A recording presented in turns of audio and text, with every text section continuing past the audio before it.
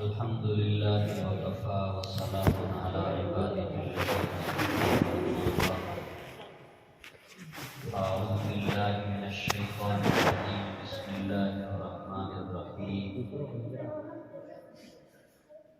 اقرأ باسم ربك الذي خلق خلق الإنسان من علق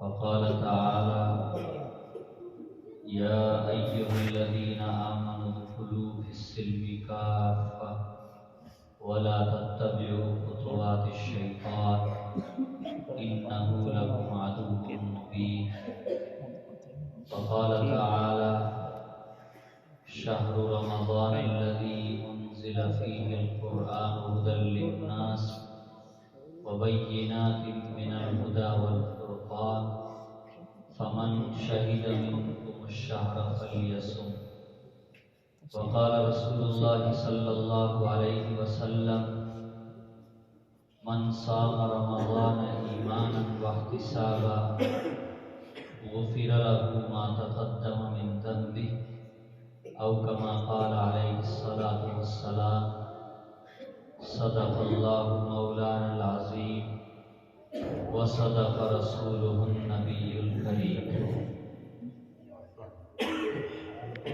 حضرات علماء کرام، بزرگوں، نوجوان ساتھیوں،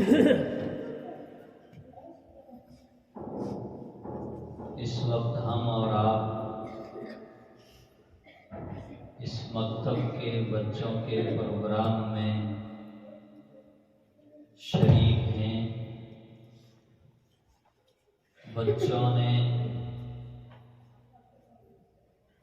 جس انداز میں تقریریں، نعت و نظم اور قرآن کریم کی تلاوت پیش کی ہے، میں بچوں کو اور ان کے استاذ محترم کو بہت بہت مبارکباد پیش کرتا ہوں۔ اللہ تعالی اخلاص کے ساتھ ہم سب کو دین کی محنت کرنے کی توفیق عطا فرمائے، اور جو یہ محنتیں، کوششیں ہو رہی ہیں، اللہ تعالی ان کو اپنی بارگاہ میں قبولیت عطا فرمائے۔ شروع میں کچھ بچوں نے اور کچھ بچیوں نے ہمارے سامنے قرآن کریم دیکھ کر کے سنایا تھا۔ الحمدللہ ان کا قرآن کریم سن کر کے ہمیں بڑی خوشی اور بڑی مسرت ہوئی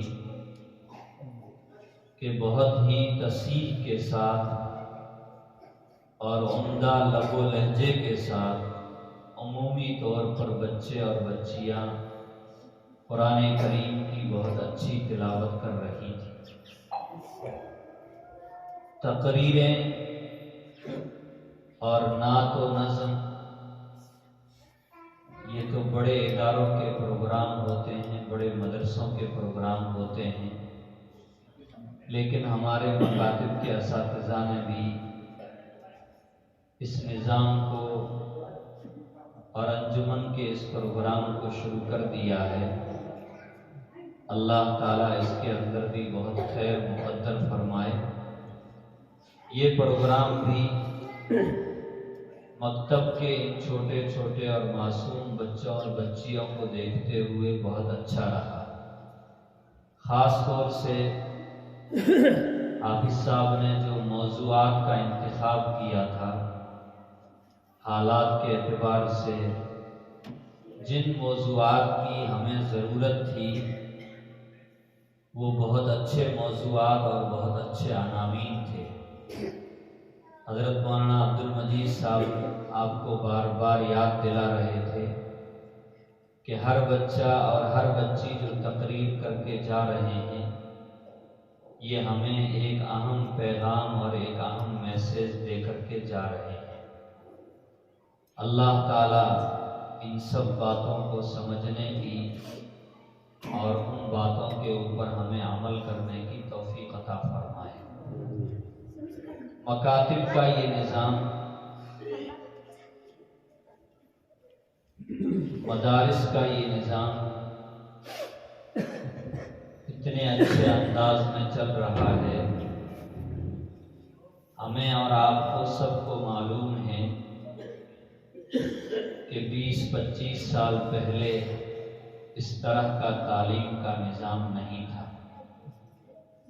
علماء کرام نے محنتیں کی، بستی کے بزرگوں نے نوجوانوں نے فکریں کی، اپنے وقت کی، اپنے مال کی قربانیاں لگائی، تو آج الحمدللہ اتنا بہترین پروگرام اور مکاتب کے اندر اتنی بہترین تعلیم کا انتظام ہو رہا ہے۔ اللہ تعالیٰ اس کے اندر مزید ترقی عطا فرمائے، اور اسلام میں دینی تعلیم اور اسکولی تعلیم جو مطلوب ہے، جو مقصود ہے، اس مطلوب اور اس مقصود تک پہنچنے کے لیے اللہ تعالیٰ غیب سے اسباب مقدر فرمائے، پیدا فرمائے۔ میرے بزرگوں، میں نے قرآن کریم کی 3 آیتیں پڑھی ہے، ان 3 آیتوں کی روشنی میں وقت زیادہ ہو رہا ہے، مجھے صرف 3 باتیں آپ حضرات کے سامنے عرض کرنی ہے۔ ویسے بچوں نے بڑے اچھے انداز میں وہ 3 باتیں آپ کے سامنے بیان کی تھی۔ پہلی چیز تو یہ ہے کہ اسلام نے،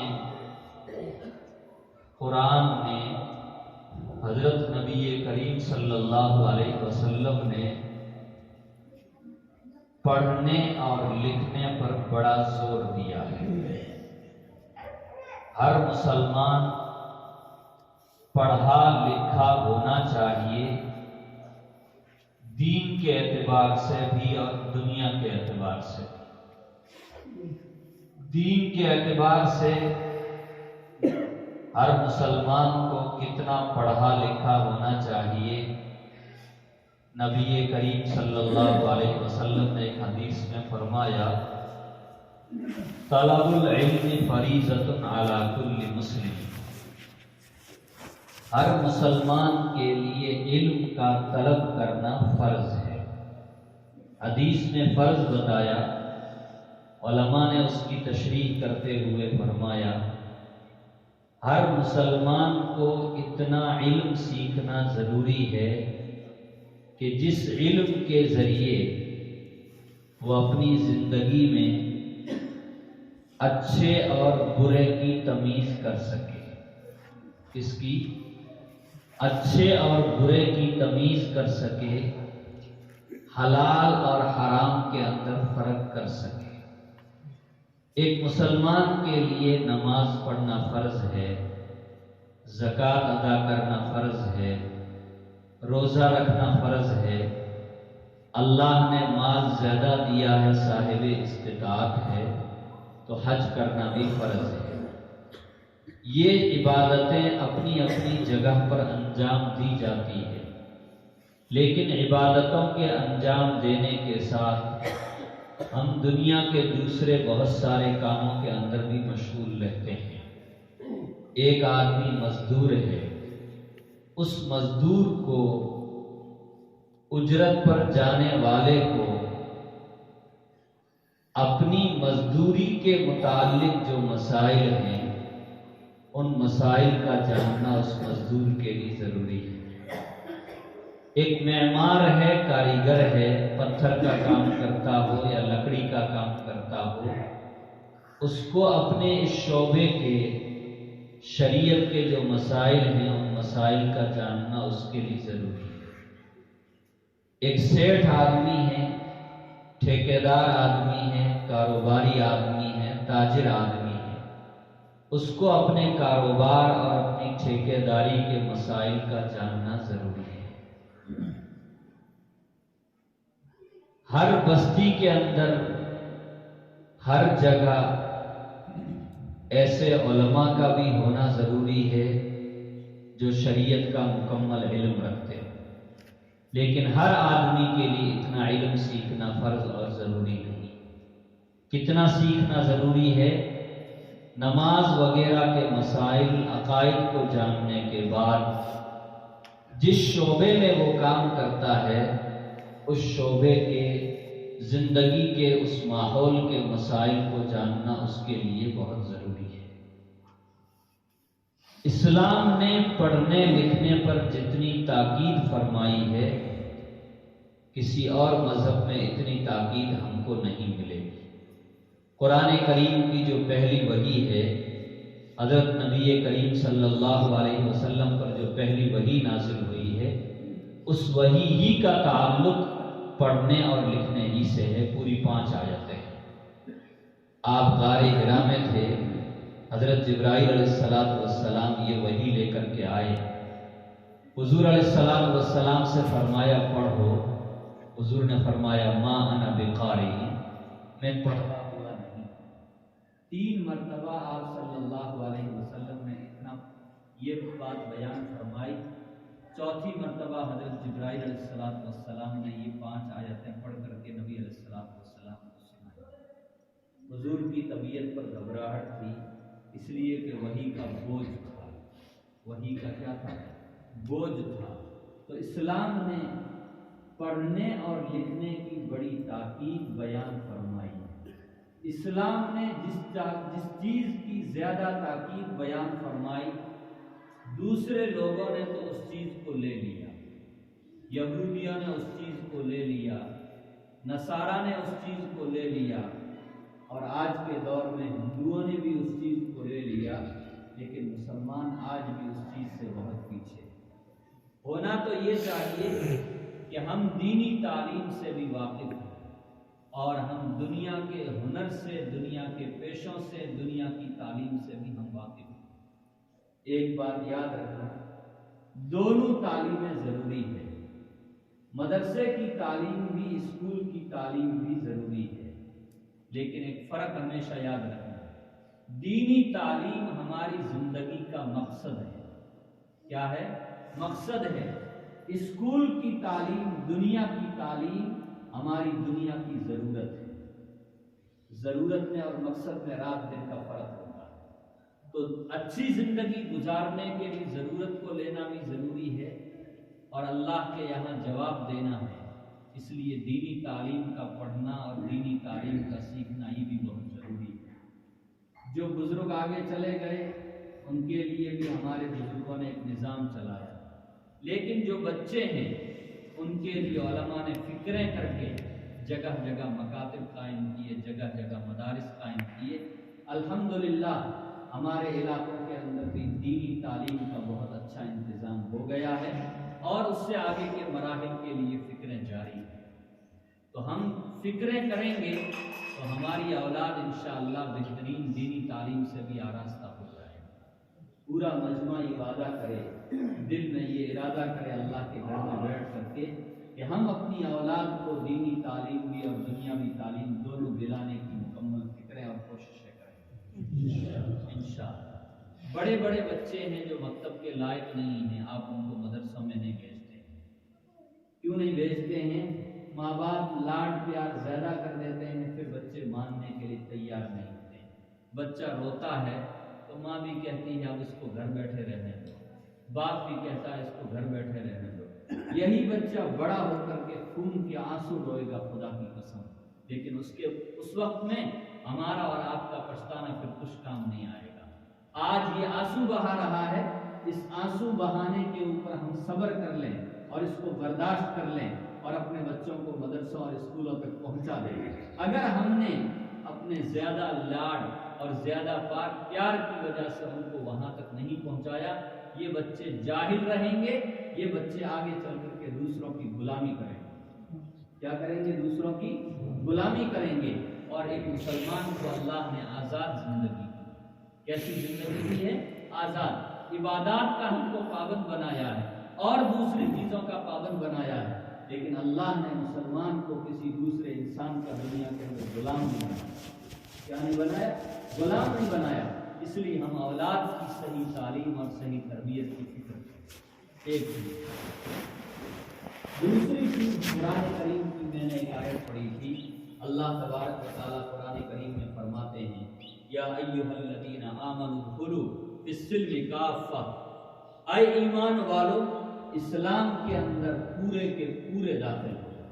کیا ہو جاؤ؟ پورے کے پورے۔ اب اسلام کوئی کوٹھری نہیں ہے کہ ہم اس کے اندر جا کر کے گھس جائیں۔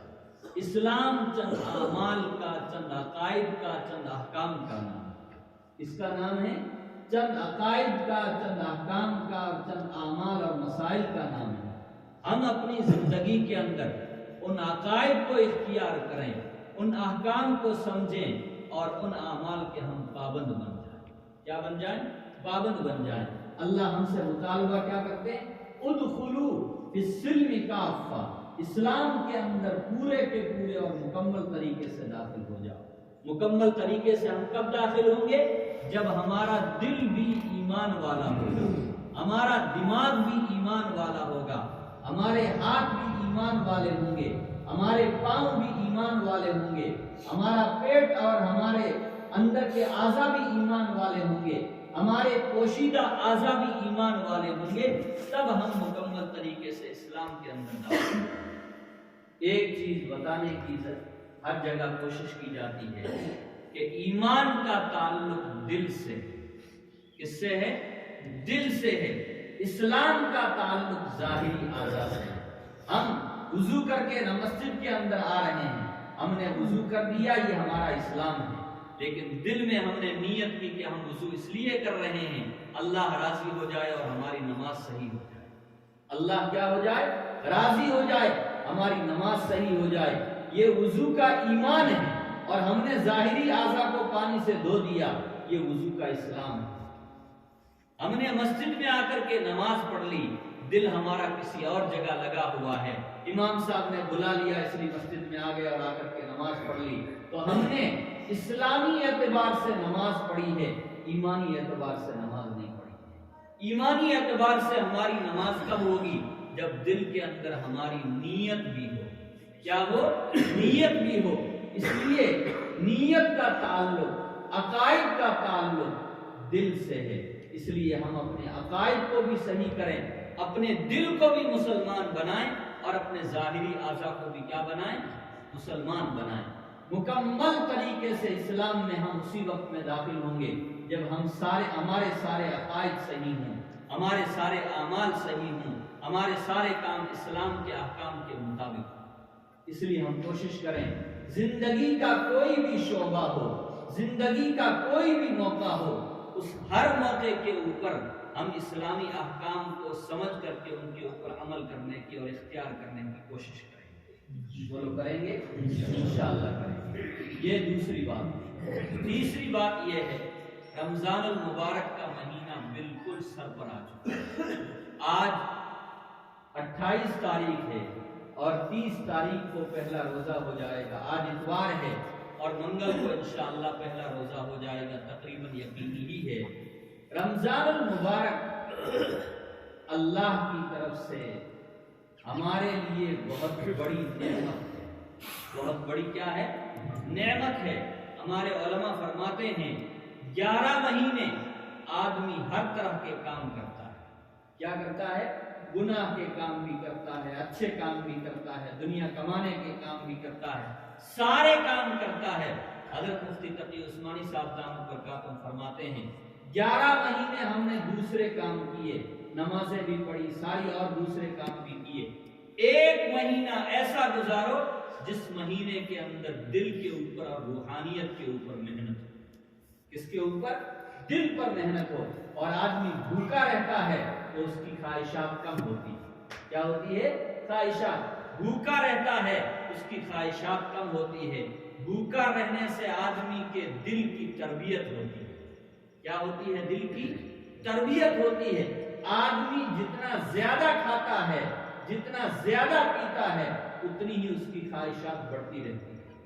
آج تو لوگ ہوٹلوں میں جاتے ہیں کہ آج خوب مزے سے کھائیں گے۔ شہروں میں عام طور سے یہ ماحول ہے، خوب کھاتے ہیں۔ کہاں تک کھاتے ہیں؟ یہاں تک کھاتے ہیں۔ اب ہضم نہیں ہو رہا ہے تو کیا کریں؟ تو اب کیمیکل کے ٹھنڈے تیار ہو کر کے آتے ہیں بازار میں، کوکا کولا پی لو، پیپسی پی لو، دوسرا کوئی ٹھنڈا پی لو، تھوڑی دیر کے بعد میں کھانا ہضم ہونا شروع ہو جائے گا۔ کیوں ہضم ہو رہا ہے؟ اس ٹھنڈے کے اندر کیمیکل ڈالا ہوا ہے، جو کیمیکل کھانے کو تو ہضم کرے گا لیکن کھانے کے ساتھ ساتھ ہمارے معدے کو بھی اچھی طرح خراب کر دے گا۔ کیا کر دے گا؟ اچھی طرح خراب کر دے گا۔ جوانی میں یہ مزے لوگے، بڑھاپے کے اندر جا کر کے معدہ بھی خراب، آنتیں بھی خراب اور دوسری چیزیں بھی خراب ہو جائے گی۔ آج کل آپ دیکھتے ہیں جن لوگوں نے اس طرح کی چیزیں استعمال کی ہے وہ 40-45 سال کے بعد میں بالکل 80 سال کے بوڑھوں جیسے لگتے ہیں کھانے پینے، اور ہمارے جو بوڑھے ہیں 80-90 سال کے ہو گئے، الحمدللہ انہوں نے اس طرح کی چیزیں استعمال نہیں کی، اس لیے ان کی صحت اور ان کا ہاضمہ بہت اچھا ہوتا ہے۔ تو میرے عرض کرنے کا مقصد یہ ہے کہ روزے کے اندر بھوکا رکھا جاتا ہے، پیاسا رکھا جاتا ہے۔ کیوں رکھا جاتا ہے؟ کہ 11 مہینے کھاتے کھاتے جو ہماری خواہشات بڑھ گئی ہے، اس ایک مہینے کے اندر بھوکا رہنے کی وجہ سے ہماری روحانیت مضبوط ہوگی، ہمارے دل کی دنیا بنے گی۔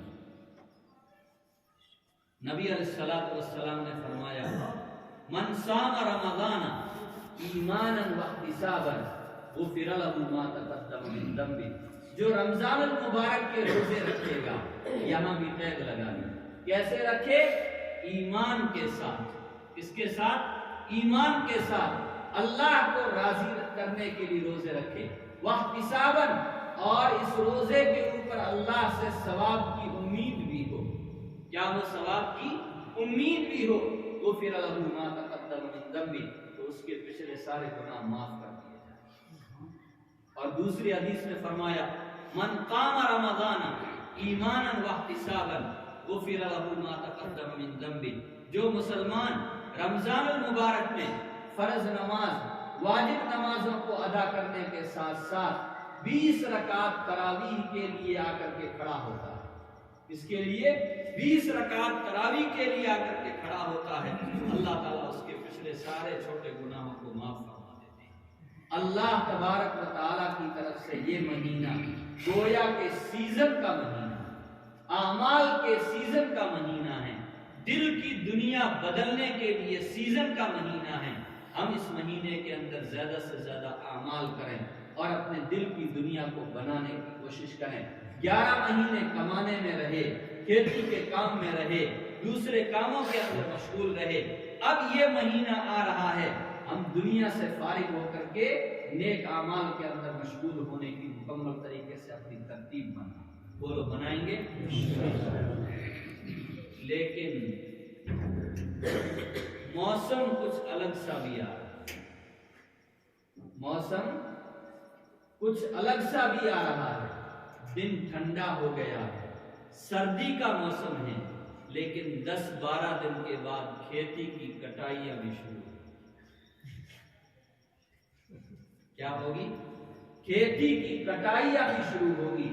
میں مسجد میں بیٹھ کر کے اللہ کو حاضر ناظر سمجھ کر کے کہہ رہا ہوں، کھیتی کا کام کرنا روزے کی حالت میں کوئی منع نہیں ہے، دوسرا کوئی جائز کام کرنا منع نہیں، لیکن روزہ رکھ کر کے اگر آپ وہ کام کرتے ہیں، خدا کی قسم آپ کو اس روزے کے اوپر ڈبل ثواب ملے گا۔ اس لیے اللہ کے لیے روزہ قضا نہ کریں۔ یہ علماء رمضان میں چندے کے لیے گھومتے ہیں، صبح کو 1 بجے تک، پھر 4:30 بجے کے بعد آپ کے گھر کے اوپر آ کر کے آپ سے ملاقاتیں کرتے ہیں۔ جو اللہ والے ہیں، علماء ہیں، الحمدللہ کوئی ایک بھی اپنا روزہ کبھی قضا نہیں کرتا۔ اسی حالت کے اندر یہ تو ہم بھی کام کریں۔ پہلے ہم 9 گھنٹے 10 گھنٹے کام کرتے تھے، رمضان المبارک کے اندر ویسے بھی حضرت نبی کریم صلی اللہ علیہ وسلم نے فرمایا ہے کہ اگر تمہارے ماتحت کوئی ہے جس سے تم کام لیتے ہو، پہلے زمانے میں غلام ہوتے تھے، باندیاں ہوتی تھی، تو نبی علیہ الصلوۃ والسلام نے کیا فرمایا؟ رمضان المبارک کا مہینہ آ جائے تو ان کا کام ہلکا کر دو، ان کا کام کیا کر دو؟ یہ رمضان المبارک کے مہینے کا تقاضا ہے، تو دوسرے غلاموں، باندیوں، ماتحتوں کے کام کو ہلکا کرنے کا حکم ہے، تو ہمیں بھی اپنے دنیاوی ان تقاضوں کو تھوڑا ہلکا کر دینا چاہیے۔ 9-10 گھنٹے ہم جہاں کام کرتے تھے وہاں 5 گھنٹے 6 گھنٹے کام کریں، انشاءاللہ روزہ آپ کو کوئی تکلیف نہیں۔ اس لیے اس مبارک مہینے کا سب سے بڑا عمل روزہ ہے، سب سے بڑا عمل کیا ہے؟ روزہ ہے۔ روزے کو کسی بھی حالت میں آپ ناگا نہ ہونے دیں۔ اگر کوئی شرعی طور پر معذور ہے، مجبور ہے، شریعت نے ان کے لیے دوسرے طریقے، دوسرے راستے بتائے ہیں، لیکن اگر ہم ہٹے کٹے ہیں، صحت مند ہیں، چاہے بوڑھے ہوں، چاہے جوان ہوں، چاہے بالغ ہوں، کوئی بھی آدمی روزہ، چاہے مرد ہو چاہے عورت ہو، کوئی بھی آدمی کسی حالت میں روزے کو ناگا کرنے کی بالکل کوئی ترتیب نہ بنے۔ انشاءاللہ ہم کوشش کریں گے کہ ہمارا کوئی روزہ قضا نہیں ہوگا، ہماری کوئی نماز قضا نہیں ہوگی، ہماری کوئی تراویح قضا نہیں ہوگی، اور دوسرے اعمال، قرآن کی تلاوت۔ میں نے قرآن کریم کی ایک آیت پڑھی، اللہ تعالیٰ فرماتے ہیں رمضان المبارک کا مہینہ وہ ہے جس میں پورا قرآن کریم اللہ کی طرف سے نازل کیا گیا تھا۔ کیا کیا گیا تھا؟ نازل۔ علماء نے لکھا ہے قرآن کا اور رمضان المبارک کے مہینے کا آپس میں بڑا گہرا ربط اور تعلق ہے، بڑا گہرا ربط اور تعلق ہے، اور اللہ کی طرف سے آٹومیٹک توفیق ملتی ہے۔ کیا ملتی ہے؟ آٹومیٹک توفیق ملتی ہے۔ کل کو جیسے ہی سورج غروب ہوگا، کل کو جیسے ہی کیا ہوگا؟ سورج غروب ہوگا، ہم کو پھسلانے والے، ہم کو بہکانے والے، ہم کو گناہوں کی طرف لے جانے والے جتنے گرو گھنٹال ہیں، سب کو اللہ کے فرشتوں کی طرف سے باندھ دیا جائے گا۔ کیا کر دیا جائے گا؟ باندھ دیا جائے گا۔ رمضان المبارک میں شیطان ہمارے اوپر اپنا اثر نہیں ڈال سکتا، لیکن شیطان نے 11 مہینے جو اثر ڈالا ہے اس کا کچھ نہ کچھ اثر تو باقی رہتا ہے۔ کیا رہتا ہے بولو؟ کچھ نہ کچھ اثر تو کیا رہتا ہے؟ باقی رہتا ہے۔ ایک آدمی، دو مثالیں دیتا ہوں میں، ایک آدمی 40 دن کے چلے میں جاتا ہے۔ کہاں جاتا ہے؟ 40 دن کے چلے میں، اور امیر صاحب بھی ماشاءاللہ ڈھنگ کے ملے ہوئے ہیں، 40 دن میں فرض نماز، تہجد نماز کا پابند بن کے آ جاتا ہے، اور یہی نمازوں کا پابند آدمی 40 دن مزدوری میں جاتا ہے، ماحول خراب ہے۔ ماحول کیا ہے؟ خراب ہے۔ فرض نمازیں بھی ختم، تہجد بھی ختم، داڑھی بھی غائب، اور اس ماحول میں اگر اور بری چیزیں ہیں تو وہ شخص ان بری عادتوں اور بری چیزوں کا بھی عادی بن کر کے آ جاتا ہے۔ ماحول کا اتنا بڑا اثر پڑتا ہے۔ تو رمضان المبارک میں شیطان کو اللہ کی طرف سے ہدایت کر دیا جائے گا، باندھ دیا جائے گا۔ ہم ہمت کریں، روزہ رکھنے کی وجہ سے طبیعت میں تھوڑی کمزوری تو آئے گی، لیکن ہم ہمت کریں گے تو اللہ کی طرف سے توفیق ملے گی۔ اس لیے اس مبارک مہینے کے اندر زیادہ سے زیادہ ہم نیک اعمال کرنے کی اللہ ہم سب کو توفیق عطا فرمائے۔ یہ 3 موٹی موٹی باتیں میں نے آپ حضرات کے سامنے رکھی ہے۔ پہلی چیز تو یہ ہے کہ اب پرانا زمانہ لگ گیا۔ کیا ہو گیا؟ لگ گیا، ختم ہو گیا۔ آلات جس رخ کے اوپر جا رہے ہیں، میں نے اشارتاً آپ کو کہا، ہم نے اپنی اولاد کی تعلیم کا، تربیت کا انتظام نہیں کیا تو ہماری آنے والی نسلیں غیروں کی غلام بن کر کے رہ جائیں۔ اس لیے اپنے بچوں کی دینی اور دنیاوی تعلیم کا بہترین انتظام کریں اور اس کی ضرور کوشش کریں۔ دوسری چیز آپ کو بتائی، ہم جس سوسائٹی میں رہتے ہیں وہاں خرابیاں بہت ہے، بری عادتیں بہت ہیں، برے لوگ بھی ہوں گے جن کی وجہ سے بری عادتیں آ جاتی ہیں۔ ہم اپنی سوسائٹی کو، اپنے معاشرے کو پاک رکھنے کی کوشش کریں۔ پاک رکھیں گے اللہ کی رحمتیں نازل ہوگی، اگر ناپاک رکھیں گے اللہ کی طرف سے لعنتیں نازل ہوگی۔ اس لیے ہم اپنی ذات کو بھی پاک رکھیں، اپنے بدن کو بھی پاک رکھیں، اپنے کپڑوں کو بھی پاک رکھیں، اور سماج کے اندر، معاشرے کے اندر جو برائیاں پھیل رہی ہے ان برائیوں کو کم کر کے اپنی سوسائٹی اور معاشرے کو بھی پاک رکھنے کی کوشش کریں۔ اور تیسری بات یہ بتائی کہ ماہ مبارک آ رہا ہے، اللہ سے ابھی سے دعا کریں، اور آپ نے تیاری شروع کر دی ہوگی، اگر تیاری شروع نہیں کی آج ہی بیٹھ کر کے ترتیب بنائیں کہ اس مبارک مہینے کو ہمیں مکمل طریقے سے صحیح معنی میں وصول کرنا ہے، جیسے اللہ چاہتا ہے، جیسے اللہ کے رسول صلی اللہ علیہ وسلم نے، حضرات صحابہ کرام نے اس مہینے کو وصول کیا ہے، ہم بھی اسی طرح وصول کرنے کی کوشش اور فکریں کریں۔ اللہ تعالی ہمارے لیے اسباب پیدا فرمائیں گے۔ اللہ کہنے اور سننے سے زیادہ ہم سب کو عمل کرنے کی توفیق عطا فرمائے۔ Thanks for watching. Don't forget to like, comment, share and subscribe to Al Wahid channel.